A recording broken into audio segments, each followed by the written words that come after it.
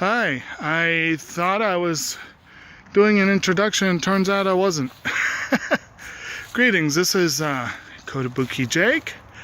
Those of you who are my friend Septum Sin has his channel, Septum Sin versus the World. You may recognize me as a frequent guest on that channel. It's a channel celebrating physical media of all kinds, including, primarily we focus on DVDs and Blu-rays, but we do other stuff as well. And sorry if I seem a little bit distracted. I am out in the public setting doing some was walking as I talk, but just had to make room for a biker. But I am coming to you live from one of our local parks. If you watch the channel, you may know that we try to keep it relatively non-controversial. We try to keep it open and accessible to most folks, and to that end, we do try to keep it relatively free of politics. But if you've been watching the channel, you do know that I am very much a dyed-in-the-wool conservationist and environmentalist, and that very much impacts my view of the world at large. And I figured it would be appropriate. This is actually going to be on my own channel. I'm going to start a new one, and you can think of this as my introductory greeting. Partly so that I can not hold back so much on that topic. I'll still make a deal with you. I'm going to try not to be too much of a firebrand overall, not just in deference to Septum, but also, sometimes people put their views out there, it gets them in hot water in other venues. And I would like to make a disclaimer that these are all my own views and in no way are meant to reflect on Septum or either of my places of employment or anything along those lines. That having been said, I thought it would be great to have a venue where I could be more open about my environmental issues, but also where we could celebrate nature and some of the nicer aspects of it and get to see it firsthand. And in fact, I stopped right here on the trail because I want to show you guys something awesome that's already in bloom.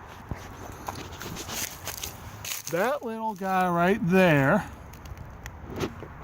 I sure do hope that image showed up well. That little guy right there is traditionally called Anemonella thalictroides, but I think it's been reassigned as Thalictrum thalictroides. Get another image just to be sure. Yeah, there we go. Okay, there we go. It's a member of the buttercup family, the Ranunculaceae. Very cool little plants, one of my favorites. And the fact that it's not a favorite in the nursery trade baffles me.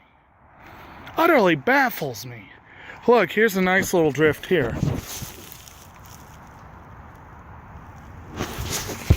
How could you not love that plant? It's extremely easy to grow, and when it's happy, it reseeds pretty well. And you couldn't really necessarily see from that, but the new growth comes out purple, which is nice. It's very cool. But that's that one is barely in the nursery trade in the eastern U.S. It's definitely in the online nursery trade. If you go to most any wildflower site online, they'll probably have it for sale. But finding it in a nursery, going to your local garden center, you're probably not going to find. It's called rue anemone. I think I forgot to say that. Rue anemone is a wondrous plant, and yet it's nearly impossible to get. And you may have seen I have migrated. This little park has a lovely little stream. It's very cool. I like to walk along this stream And I often find little salamander larvae in the stream. Occasionally I'll find bigger ones.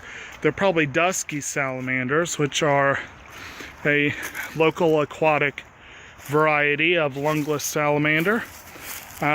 If I should find one later, I'll be sure and show you guys. One thing I'm going to be doing longer ones like this, where I'll be walking and talking, but I'm also going to try and do little short videos of actual finds that I will find while I'm doing this. Let's do a little look at the stream.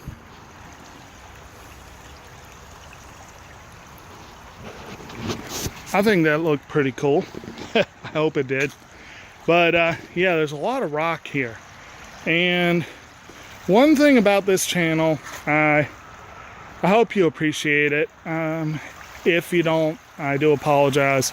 Partly out of deference to Septum, I'm not going to be too particular about where I'm filming.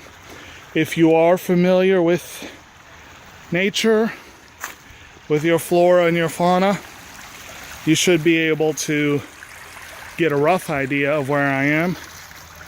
But I think location will be not quite so important as actually what I find. And we should still be able to have a good time, I think, either way. But at any rate, if this seems a little rambling, I tend to ramble a bit when I'm out wandering in the wild. This is not exactly the wild.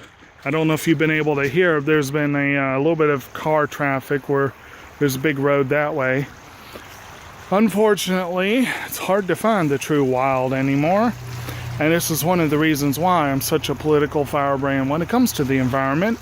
Because it seems like if you can't put a dollar sign on it, most people don't care that it be protected. And I just think that is BS. To, you know, put it politely, if you will. On the other channel, we generally try to curb our language to keep it work safe, and I'm going to try and do the same here.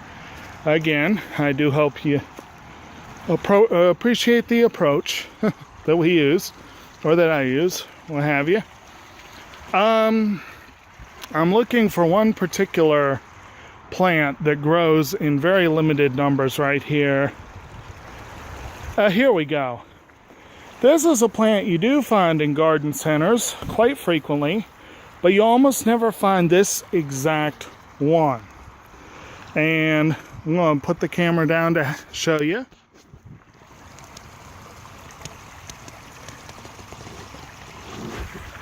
You may or may not recognize heuchera. That is Heuchera americana. It's often called alum root.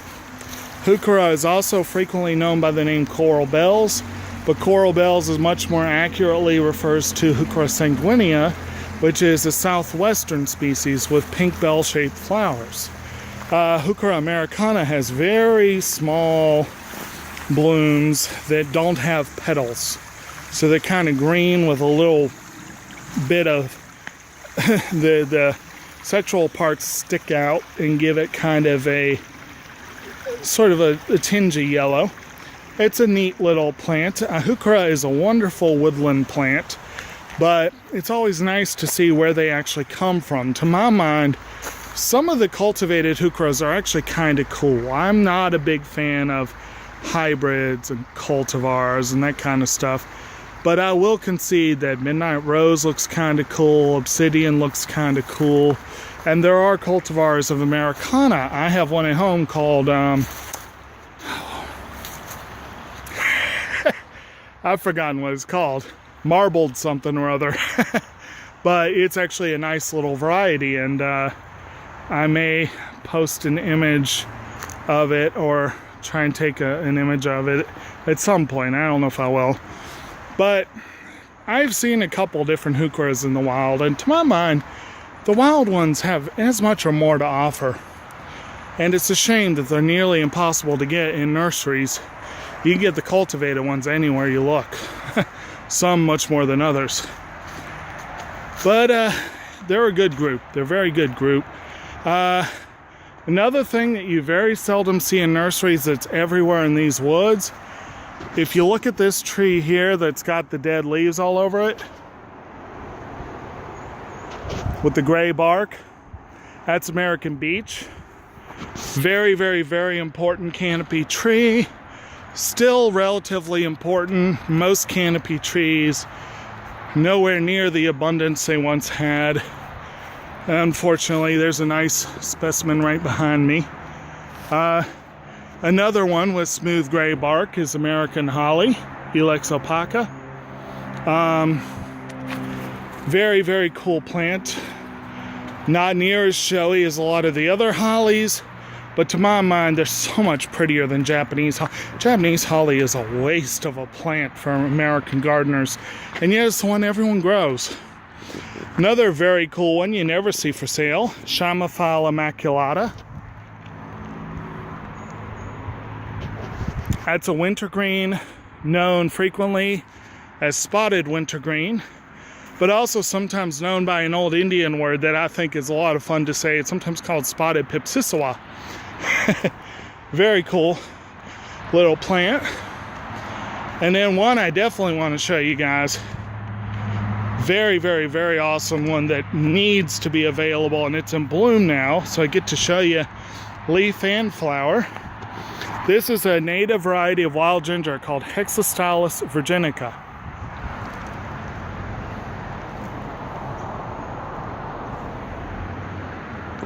Hopefully you got a good image there of the leaves and the blooms. And I'm gonna be honest, I'm hoping that my video quality, this is kind of, I'm doing things here that I don't normally do with trying to take images without really seeing the screen. I'm hoping all these images come through, and if they're not, I apologize. This is my first attempt at one of these nature videos, but I do have a much better camera than I've been working with before, and I think it looks good from what I can tell so far. If the whole thing's a dud, I'll try again at some other time, but I really hope it works because this is Easter Sunday. It's also April Fool's Day. How often do those two line up? Which is kind of funny in a lot of ways, but it seems appropriate for a new beginning. Of course, I probably won't get this video up for at least a week, so hopefully sooner than later. Like I said, I plan to do a few of these, and I hope you like it. Years ago, there was a show out of South Carolina. It was one of my favorites. It was called Nature Scene. And it was just two dudes walking through the woods, looking at stuff. One of them was a very intelligent and competent naturalist, and the other one was more like a bystander, you know, kind of a sounding board, if you will. Someone to run along and say, oh, what's this? What's this? What's that? You know, he knew his stuff to a degree, but it was really, he was there more to set up the other guy to say some good things. And I like that. I like that a lot. And I'm going to go ahead and needless to say, I've been told for years that, hey, you need to do that. So I hope you guys enjoy this idea. If you don't, by all means comment, say, go back to your media. Well, I hope you don't feel that way. I'm going to show you a couple more things before I go. This one here, all I can show you right now is the skeleton. But there are at least two parasites in these woods that belong to the broomrape family, which is related to the snapdragon family. And if I recall correctly, they've reassigned most of the hemiparasitic snapdragons to this family. But there's also a lot of full parasites, and one of the best known ones is certainly one of the most common ones in this area, is a plant called beech drops, Epiphagus. I don't remember the species name offhand, but Epiphagus literally means upon beech. This is the skeleton here. Doesn't look like much now. They start blooming mid-August, I believe, and I want to say mid-August to mid-September is when I usually see them in bloom. It's definitely a late season. And if I do a video then, I'll try and get some images of them blooming. It's a kind of a whitish color with purple striping.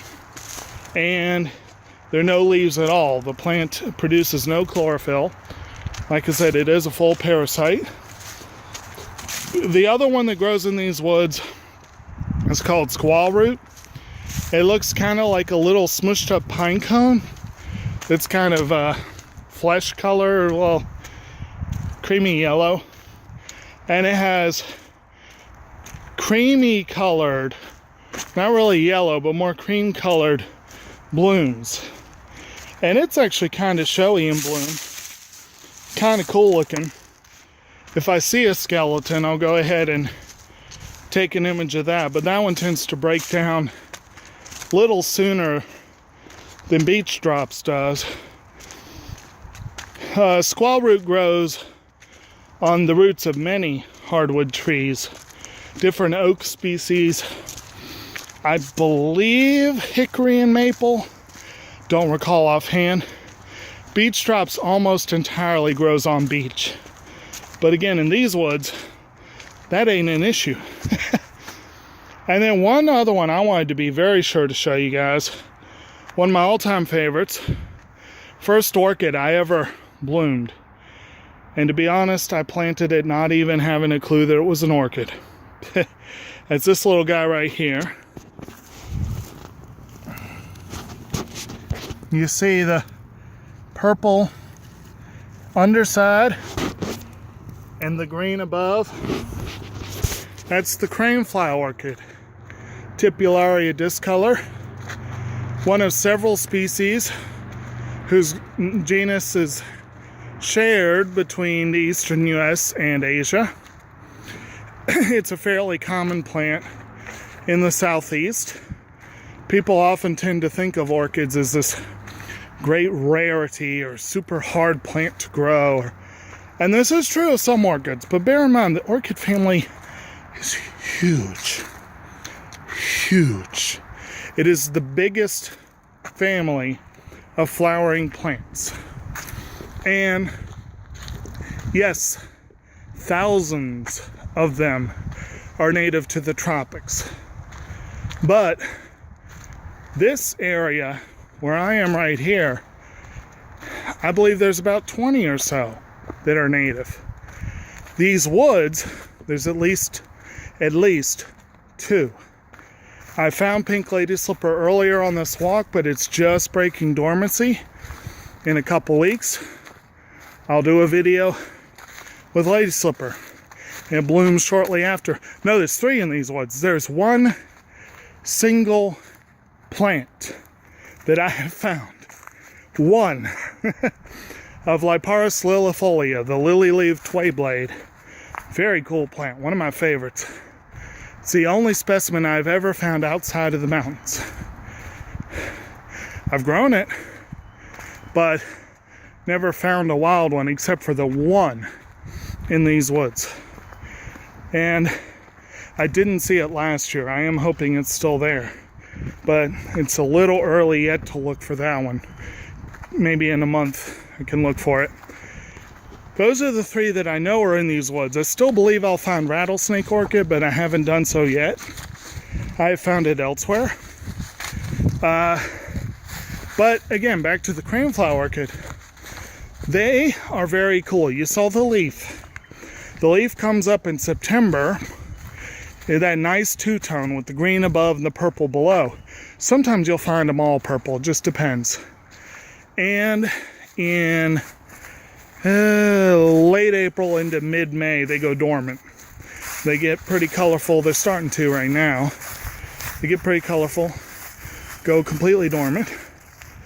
And then in late July, very end of July, right up into August, you'll find them in bloom. They bloom without any leaves.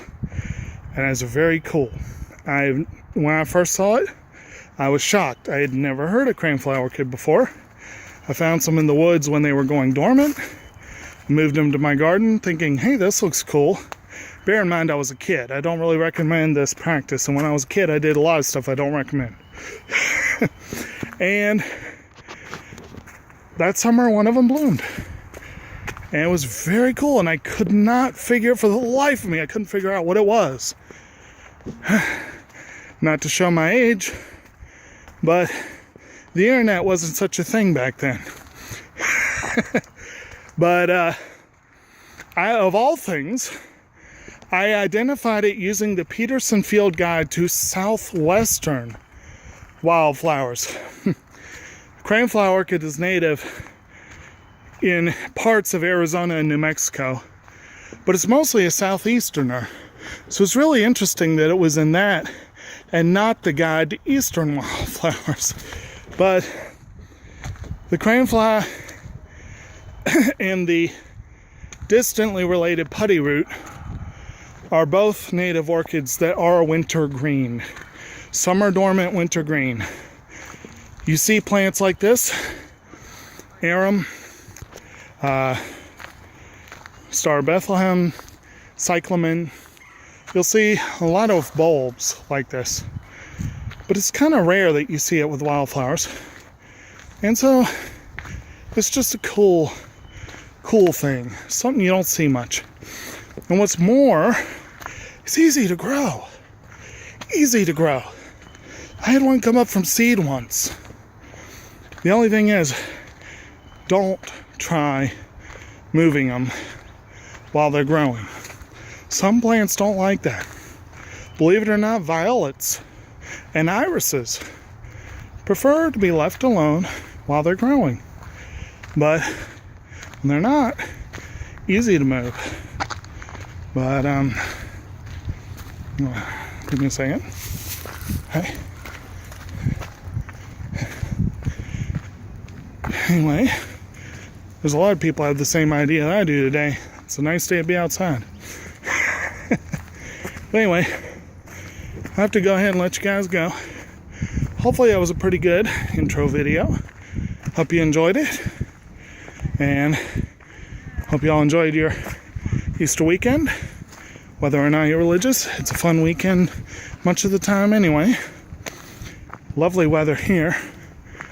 Alright. So, like, subscribe, and I hope you keep watching and that you'll watch Septum's channel as well. Alright, bye.